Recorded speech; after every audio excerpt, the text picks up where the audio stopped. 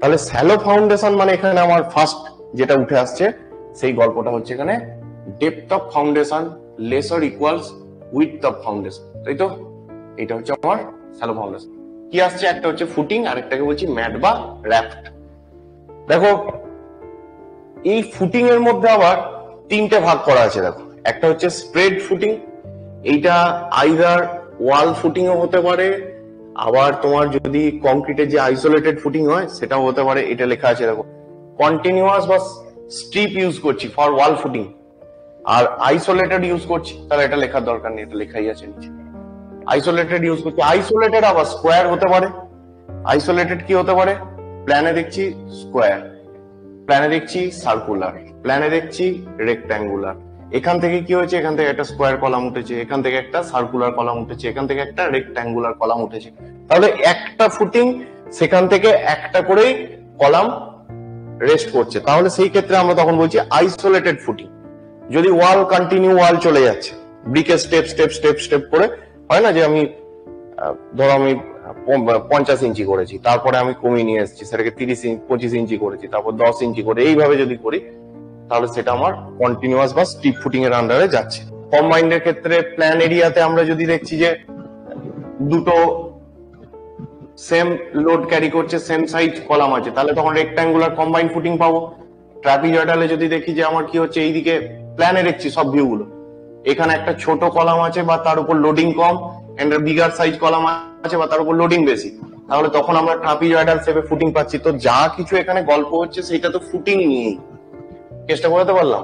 Footing এর ক্ষেত্রে কি কি হবে, স্প্রেড হবে, স্ট্র্যাপ ফুটিং আছে, স্ট্র্যাপ, এই স্ট্র্যাপ এর আরেকটা নাম ক্যান্টিলিভার ফুটিং। স্ট্র্যাপ ফুটিং এর আরেকটা নাম হচ্ছে ক্যান্টিলিভার ফুটিং। পরে রয়েছে ম্যাট র্যাফট। তাহলে দেখে নি, পিকচার গুলো দেখো, ক্লিয়ার হয়ে যাবে, ভাবার কিছু নেই। স্প্রেড ফুটিং এর ছবি দেখো, বুঝতে পারবে। যখন কন্টিনিউয়াস ফুটিং বলেছিলাম আর ওখানে আইসোলেটেড ফুটিং দেখিয়েছি, এখানে এগুলো কি, এগুলো সব দেখে যেটা মনে হচ্ছে এগুলো সব স্কোয়ার ফুটিং রয়েছে। হ্যাঁ, এগুলো সব স্কোয়ার ফুটিং রয়েছে। এইটা হচ্ছে ব্রিক ওয়ালের, এটা কন্টিনিউয়াস বা স্ট্রিপ ফুটে, একটা স্ট্রিপ লম্বা স্ট্রিপের মতন পুরো ওয়ালটা চলে যাবে যতটা ওয়াল যাবে। তো সেটাই বলা হচ্ছিল। স্প্রেড ফুটিংটা কখন ব্যবহার করি কমেন্টে লেখো সবাই। লোড বিয়ারিং ওয়ালের ক্ষেত্রে হ্যাঁ ওইটা হবে, ব্রিক ওয়ালটা যেটা আছে ওইটা হবে। আর আইসোলেটেড ফুটিংটা এটাও আমাদের নর্মাল স্ট্রাকচার যেগুলো হয় সেগুলোর ক্ষেত্রে ইউজ করি, তাই না? Used to support A wall or column. এগুলো আরসিসি কলাম। হ্যাঁ, হয়েছে। পরের পয়েন্টে যাই। এইটা হচ্ছে আমার স্ট্র্যাপ বা ক্যান্টিলিভার ফুটিং বলছি। রিয়েল ইমেজটা দেখো আর এইটা দেখো, তাহলে বুঝতে পারবে বিষয়টা। এইটা একটা কলাম আছে, তার ফাউন্ডেশন, এইটা একটা কলাম আছে এখানে, এটা তার ফাউন্ডেশন। নিয়ে দুটো ফাউন্ডেশনকে কিন্তু আমার জয়েন করা আছে, কিন্তু টোটালটা নয়, টোটাল ফাউন্ডেশনটা কিন্তু একসাথে যদি এতটাই চওড়া করে করে দিতাম তাহলে এটাকে আমরা কি বলতাম, এটাকে কম্বাইন্ড ফুটিং বলতাম তখন। কিন্তু এইটা কম্বাইন্ড ফুটিং নয়, এর দুটো ইউজ আছে। একটা ইউজ ছবিতে দেওয়াই আছে, দেখো এই যে অ্যাডজয়নিং ওয়াল বলে লেখা রয়েছে, দেখো। মানে প্রথম কথা, ধরো তোমার এটা কোনো এক্সিস্টিং স্ট্রাকচার তোমার নিজের বাড়িরই আছে, তার পাশে তুমি নতুন কনস্ট্রাকশন ওই দিকটায় করবে, তাহলে তখন এই কলামটাকে যদি আমি এই ফাউন্ডেশনের সেন্টারটায় নিই, তাহলে তো তখন আবার এই ওয়াল থেকে আবার একটা গ্যাপ তৈরি হয়ে যাবে। তুমি সেইটা চাইছো না, তুমি চাইছো যে এই ঘরের যে ওয়ালটা রয়েছে সেই ওয়ালটাই আবার এই ঘরেরও একটা কমন ওয়াল হয়ে যাক। তার মানে আমার প্রপার্টি লাইনে পড়েছে বলতে পারি, ওল্ড স্ট্রাকচার নিউ স্ট্রাকচারের অ্যাডজয়নিং লাইনে আছে বলতে পারি কলামটা। বা এদিকটা তোমার প্রপার্টি, ওদিকটা আমার প্রপার্টি, আমি এর বেশি আর যেতে পারবো না। আমি কলামটাকে ভেতরের দিকে শিফট না করে আমি এটা কি করছি, এখানে করছি। কেন? কারণ আমি ধরো এখান থেকে 2 ফুট ছেড়ে এসেছি, 2 ফুট ছেড়ে আসার পরে আমি যদি এখান থেকে ফাউন্ডেশন এতটা করি, তার মাঝখান থেকে কলাম তুলি, তাহলে তো আমি 4 ফুট সরে গেলাম। তাহলে আমার যেটা ছাড় দেওয়া 3 ফুট দিয়েছি, দেওয়ার পরে আমার যে কলামটা আসছে আমি একদম তাকে 3 ফুট পরই রাখতে চাইছি। কেসটা বোঝাতে পারছি? তার মানে প্রপার্টি লাইনে পড়ছে, বা নিউ বিল্ডিং ওল্ড বিল্ডিং এর অ্যাডজয়নিং লাইনে পড়ছে। এই দুটো কেস হতে পারে। আরেকটা এর ইউজ হয় হচ্ছে যে যখন এইটা যদি আমি টোটাল এতটাই চওড়া করে দিতাম তাহলে এটা কম্বাইন্ড ফুটিং হয়ে যেত। কিন্তু যদি দেখা যায় যে এই কলাম থেকে বি কলাম, এ কলাম টু বি কলামের ডিস্টেন্স অনেক বেশি, এ কলাম টু বি কলামের ডিস্টেন্স অনেক বেশি, সেই ক্ষেত্রে কি হয়ে যাবে, যদি কম্বাইন ফুটিং করে দিই তাহলে এখানে কি হয়ে যাবে, বেন্ডিং মোমেন্ট অনেক হাই চলে আসবে। তখন আমরা কি করব, মাঝখানে করছি দেখো ভালো করে, এইটা একটা কলামের ফাউন্ডেশন, ধরো এটা একটা আইসোলেটেড ফুটিং, ঠিক এই আইসোলেটেড ফুটিংটার সাথে ওইটা একটা দেখো আর একটা আইসোলেটেড ফুটিং, এখান থেকে আর একটা কলাম উঠবে ধরো। এবার এইটারই রিনফোর্সমেন্ট এখন বাঁধা হয়েছে, ওইটা এখনো দেখা যাচ্ছে না, ধরে নাও এটা হবে। এবার এর ফুটিং এই কলাম, এইটা তার ফুটিং, ধরো সেখান থেকে কলাম, এর মাঝখানে কি হচ্ছে দেখো, এই কলাম থেকে এই কলাম পর্যন্ত আর একটা দেখো বিম গেছে। এই যে বিমটা গেছে, এই বিমটারই নাম হচ্ছে স্ট্র্যাপ বিম। এই বিমটা কিন্তু মাটিতে থেকে থাকে না, মাটির উপরে ডিরেক্ট রেস্ট করছে না।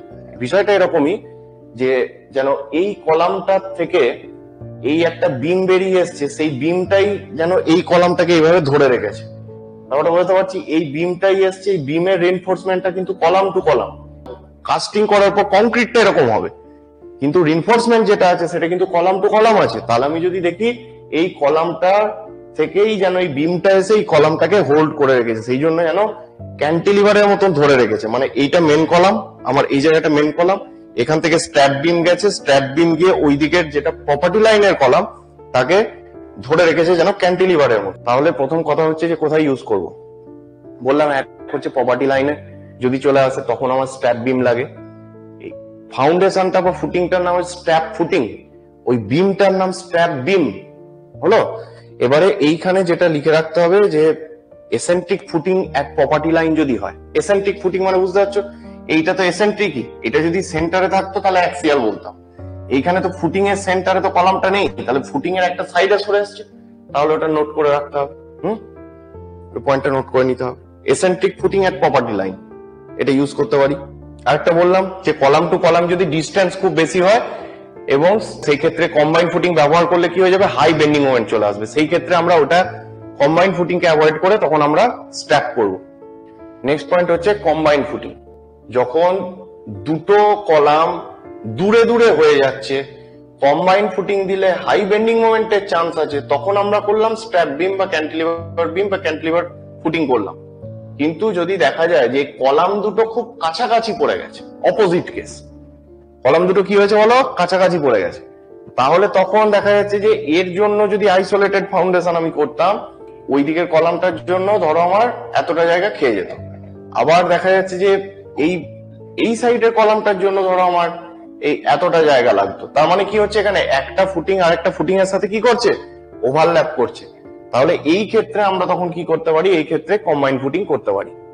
এবার যখন বললো এই কথাটাই একটু ঘুরিয়ে যে multiple columns in a row, তখন স্টিপ ফুটিং মারতে হবে। তাহলে স্টিপ ফুটিং এর শুধুমাত্র যেটা ছবি দেখলাম সেইটা তো ওয়ালের ক্ষেত্রে দেখলাম, এখানে যে ছবিটা ছিল এটা তো ওয়ালের ক্ষেত্রে স্টিপ দেখেছি। এবার যদি আমার কংক্রিটের যদি কেস হয় তাহলে কি হবে, ধরো আমার এই টোটাল এরিয়াটা আছে, এই এরিয়ার উপর ধরো আমি এই দিক থেকে এইটা একটা ফুটিং করেছি, এই ফুটিং এর উপরে এখানে ধরো কলাম আছে, এখানে ধরো কলাম আছে, এখানে কলাম আছে, এখানে কলাম আছে, কেসটা বোঝো। তার মানে মাল্টিপল কলামকে সাপোর্ট করছে কিন্তু একটা রোতে আছে, একটা লাইনে আছে, দেখো সেটা এদিকে হবে না এদিকে হবে সেটা আলাদা ইস্যু। তখন আমাকে কিন্তু মারতে হবে যেটা, সেটা হচ্ছে স্ট্রিপ ফুটিং। তাহলে আমরা কি পড়েছিলাম, স্প্রেড ফুটিং এর মধ্যে একটা হচ্ছে স্ট্রিপ ফুটিং, সেটা একটা ওয়ালের ক্ষেত্রে হতে পারে। মাল্টিপল কলামকে সাপোর্ট করছে একটা single footing in a row, তখন হতে পারে স্ট্রিপ। আর আইসোলেটেড এর ক্ষেত্রে এটা শেপ অনুযায়ী সেটা স্কোয়ার, রেক্ট্যাঙ্গুলার, সার্কুলার হতে পারে। বাকি বললো একটা ফাউন্ডেশন আর একটা ফাউন্ডেশনের সাথে ওভারল্যাপ করছে, এইরকম কন্ডিশনে যখন দুই বা more numbers column in a single footing, then তখন তাকে আমরা বলছি কম্বাইন ফুটিং। স্যালো ফাউন্ডেশনে যে একা পড়েছিল তিনি হচ্ছেন র্যাপ্ট বা mat foundation.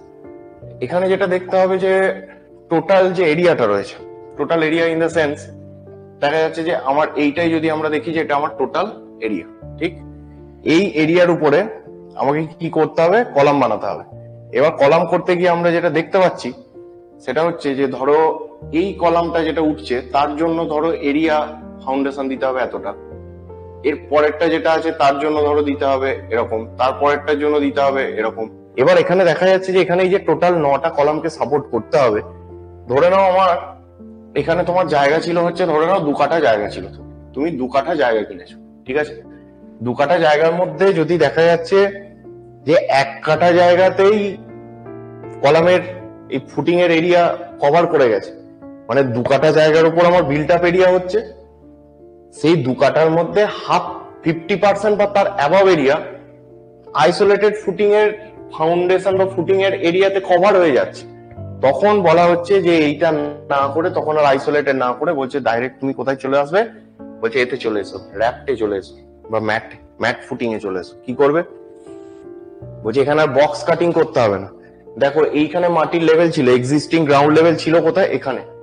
Existing ground level থেকে কি করেছি দেখো, পুরো জায়গাটায় কাটিং করে নেমে এসেছি। এখানে পার্টিকুলার এইখানে কলাম করব, এখানে একটা বক্স করেছি, ওখানে কলাম করব, এরকম বক্স করেছি, এরকম সিস্টেম না।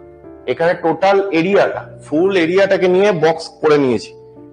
তার মধ্যে কি করা হচ্ছে বলতো, উল্টো কেস। দেখো আমাদের দিকে যখন ছাদের দিকে তাকাই আমরা কি দেখতে পাই, যে কলাম উঠেছে, কলাম টু কলাম বিম দেখা যাচ্ছে, আর তার উপরে স্ল্যাব রয়েছে। এইটাকে যদি তুমি টিল্ট করে 180 ডিগ্রি রোটেট করে দাও, নিয়ে ছাদের স্ল্যাবটাকে তুমি নিচে করে দাও, ছাদের স্ল্যাব থাকবে, নিচের ফ্লোরে এই দিকগুলো সব বিম থাকবে, এবং এই বিম টু বিম জাংশন থেকে কলাম উঠে যাচ্ছে। সেই জিনিসটাই হচ্ছে আমার র্যাপ্টের মানে কনসেপ্ট আর কি, ফ্ল্যাট স্ল্যাবের মতন র্যাপ্টের কনসেপ্ট। তাহলে এইটা হয়ে যাচ্ছে আমাদের raft foundation. Raft foundation, mat ফাউন্ডেশনের তাহলে ইউজ কি বললাম বলো, কখন করব? একটা হচ্ছে যে যদি আমার দেখা যায় isolated footing total built up এরিয়ার 50% বা তার মোর কভার করে যাচ্ছে, তখন সেই ক্ষেত্রে র্যাপ্ট বা ম্যাট ফাউন্ডেশন হচ্ছে ইকোনমিক্যাল, এটা একটা কন্ডিশন। সেকেন্ড হচ্ছে যদি স্ট্রাকচারাল লোড মোটামুটি মিডিয়াম থাকে, যেমন ধরো আমি দোতলা বাড়ি করছি, আমি তো আর ম্যাট ফাউন্ডেশন করবো না, কিন্তু যে ধরো G+4 বিল্ডিং করছে বা G+7 বিল্ডিং করছে, তাহলে তারকে কিন্তু G+4 G+5 করতে গিয়ে র্যাপ করতে হচ্ছে।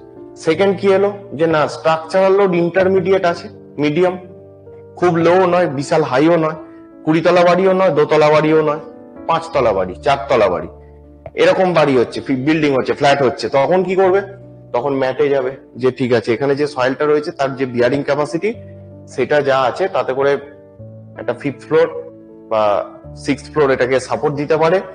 এবং দেখা যাচ্ছে যে এটা করার ফলে যেটা সুবিধা হবে, যে আনইকুয়াল সেটেলমেন্টের পসিবিলিটিটা অনেক রিডাকশন হয়ে যাবে, মানে কমে যাবে। তাহলে স্যালো ফাউন্ডেশন এখানে মোটামুটি শেষ।